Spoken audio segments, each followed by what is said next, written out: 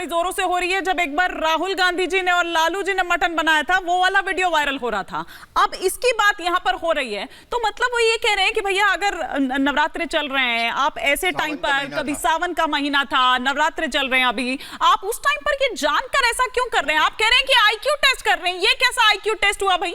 चाहे भले ही वो 8 तारीख का 9 तारीख का वीडियो रहा हो, लेकिन उस पर आप चिढ़ाई तो रहे हैं ना। अगर आप इस टाइम पर वीडियो वो जारी करते हैं तो देखिए, हिमानी जी चिढ़ा रहे थे वो चिढ़ गए। हाँ, जिनको चिढ़ा रहे थे वो चिढ़ गए, और क्या, यही तो है। हाँ, भाई मोदी जी को चिढ़ा रहे थे, मोदी जी मान गए कि चिढ़ा रहे थे। हाँ, तो मोदी जी को चिढ़ा रहे थे, हिंदू समाज को चिढ़ा रहे थे। सर जनता के बीच क्या मैसेज जा रहा है? समाज को चिढ़ा रहे थे। मान लिया आज अमलेंदु उपाध्याय ने ये हिंदू समाज को चिढ़ा रहे थे। हिंदू समाज को नहीं, आज ये इनको मान लिया। हिंदुओं के ठेकेदार नहीं है। आज सार्वजनिक हिंदुओं के ठेकेदार नहीं है।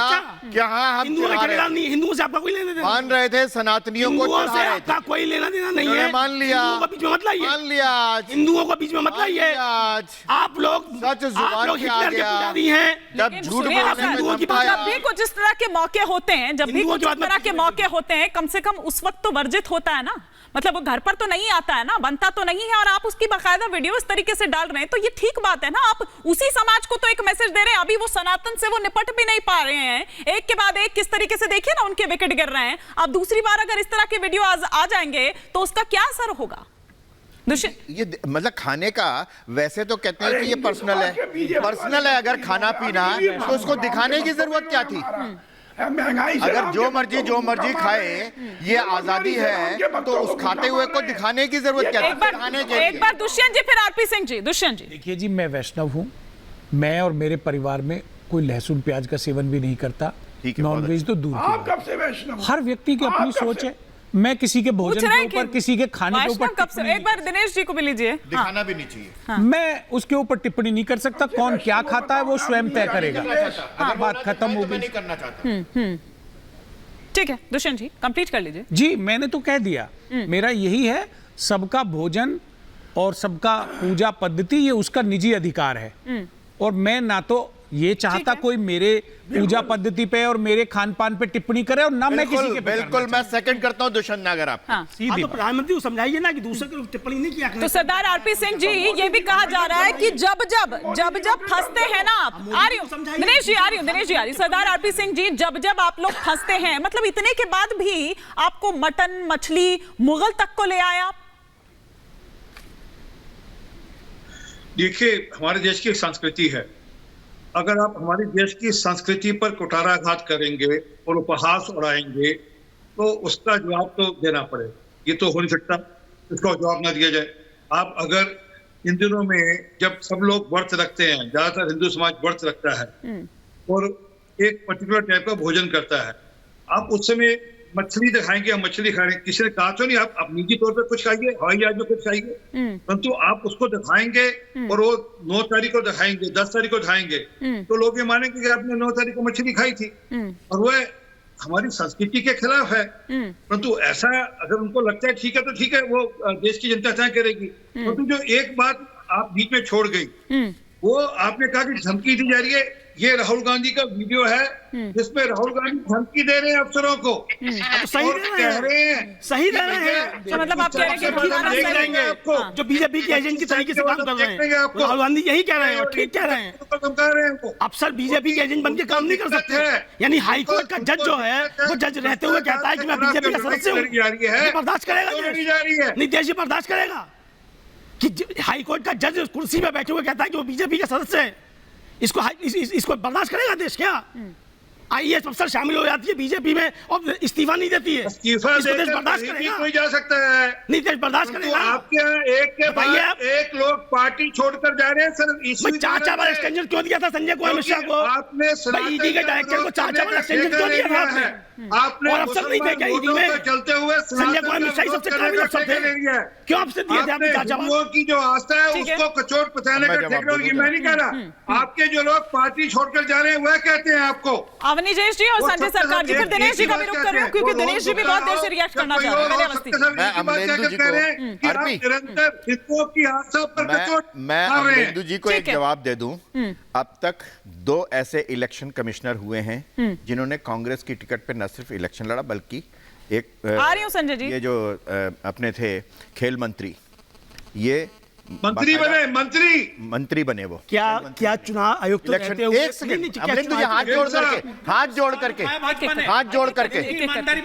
जोड़ करके और एक बार तो ऐसा हुआ कि एक राज्यसभा के सदस्य ने इस्तीफा दिया, उसको हाईकोर्ट का जज बना दिया गया, उससे एक फैसला उसने दिया, उसके बाद उसने जज से इस्तीफा दिया, उसके बाद फिर वो दोबारा से राज्यसभा का सदस्य बन गया। ये किसने किया, किस पार्टी ने? अच्छा, तमिलनाडु में जो बीजेपी की महासचिव, नहीं अभी इसके बारे में बता दीजिए, पहले बस के बारे में बता दीजिए। अभी बहुत चला बताइए आप असम के, मुझे ये बताइए ना, क्या सही था या गलत था? वो सही था या गलत था? मैं आपकी बात का जवाब दूंगा, वो सही था या गलत? मुझे ये बता दीजिए, वो सही था या गलत था? अगर ऐसा हुआ तो गलत था, लेकिन आप मुझे, अगर ऐसा हुआ, अच्छा आपको मालूम नहीं है? सुनिए, हाँ नहीं मालूम, तो सुनिए, आरोप लगाया कांग्रेस, मुझे क्या मालूम आप क्या झूठ लेकर क्या रहे हैं? MS गिल, अरे भाई आप क्या झूठ लेकर आ रहे हैं? हाँ तो MS गिल के ऊपर कोई MS गिल के चुनाव रिटायरमेंट के बाद रहते हुए थे, आपने आरोप चुनाव रहते हुए उनका था वो कांग्रेस मेंबर है। नहीं, क्या चुनाव रहते हुए उनका था वो कांग्रेस मेंबर है? कमिश्नर के बाद अभिजीत बंदोपाध्याय ने कुर्सी पे बैठ के कहा, एन शेषन जो थे वो कांग्रेस में इलेक्शन लड़े। अभिजीत बंदोपाध्याय ने हाईकोर्ट का जज रहते हुए कहा कि वो बीजेपी ज्वाइन कर रहे हैं। ठीक है, आप बताइए। संजय जी भी कुछ रिएक्ट करना चाह रहे हैं, एक बार संजय जी फिर दिनेश जी का रुख करूंगी। संजय सरकार जी, क्या कहना चाह रहे हैं आप? देखिए, निर्मला सीतारामैया का जो हस्बैंड है पराकला प्रभाकर बोला है, सबसे बड़ा इलेक्ट्रॉनिक जो बॉन्ड के जो घोटाला हुआ विश्व में सबसे बड़ा घोटाला है, सब उससे बड़ा घोटाला नहीं होता। कौन बोल रहा है? निर्मला सीतारामन जो है उनको हस्बैंड बोल रहे सुनिए, भारतीय जनता पार्टी को नली में कटा अटक गया है। नंबर 2 सुनिए,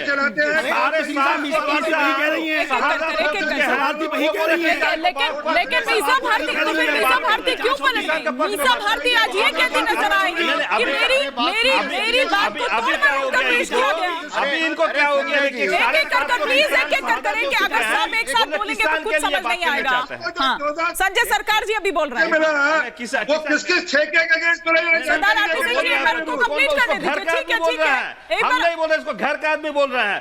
जब मतलब क्या हो गया, जो भगवान को सौदा करते हैं और उसको लाना क्या है, अलाना जैसे बिग कंपनी से, जो अलाना जैसे बिग कंपनी से जब भारतीय जनता पार्टी जब चंदा लेता है, ऐसे कुछ समझ नहीं आ रहा कि आप लोग क्या बोल रहे हैं, क्या बोल रहे हैं। आप दोनों ही लोग स्टूडियो से बाहर हैं, एक-एक कर अपनी बात रखिए। कीमत जाना है। हाँ, पहले संजय जी। हाँ, नहीं, मैं बोल रहा हूं, ये जब अलाना जैसे कंपनी से जब बीप के लिए यह मतलब बीप कंपनी से डोनेशन लेता था, हिंदुओं के मन में कैसे खोट पहुंचा?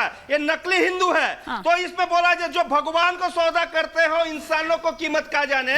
जब मोदी बोल रहे किसान के बाद जब धानों को कीमत दे ना पाए, किसानों को कीमत क्या जाने। मैं आपकी बात को मानने को तैयार हूं। आज जैन चौधरी के लेकर किसान के बारे में बोलना चालू घोटाला हुआ तो उसमें सोचिए आज हिंदुओं का मन में कितना दुख पहुंच चुका है। टीएमसी वाले कितने लोग जाने चाहिए अंदर? कंपनी को हाथ से टीएमसी वाले कितने लोग अंदर जाने चाहिए? संजय जी सुन तो लीजिए। संजय जी दादा सुन लीजिए। कितने 100 करोड़ मिला था? नंबर 2 पे शायद टीएमसी है। दादा सुन लीजिए। दादा वो घोटाले में तो आप भी शामिल हैं। घोटाला दादा, वो घोटाला जो हुआ, वो घोटाला में तो आप भी शामिल हैं। आपने भी पैसा लिया, आपने टीएमके ने भी लिया, टीएमसी ने भी लिया और 200 कांग्रेस ने भी लिया। 200 सीट तो बहुत नहीं, वो घोटाला जो आप बता रहे हैं पैसा तो आपने लिया है। पार्टी को लोकसभा में घोटाले में तो आप शामिल हैं, इसका मतलब। और बंगाल से अरे पहले उसका जवाब दीजिए ना। संजय जी धारा प्रवाह बोलते रहेंगे। संजय जी सुनते नहीं है, सिर्फ बोलते हैं। इनके साथ प्रॉब्लम ये है, बिना किसी को सुने बोलते हैं। अलाना जैसे बीप कंपनी से भारतीय जनता पार्टी जब एक्सपोर्ट में लेते हैं, उसका तब क्या होता है, हिंदुओं के मन में कितना दुख पहुंचता है। और हिंदू बोलता है, बोलते जो भगवान को सौदा करते हैं, वो इंसानों को कीमत क्या जाने। जब जैन चौधरी से मिलते किसान के बारे में बोलता है, वो जो धानों को कीमत ना जाने तो किसानों को कीमत क्या जाने। तो वही बोल रहा है।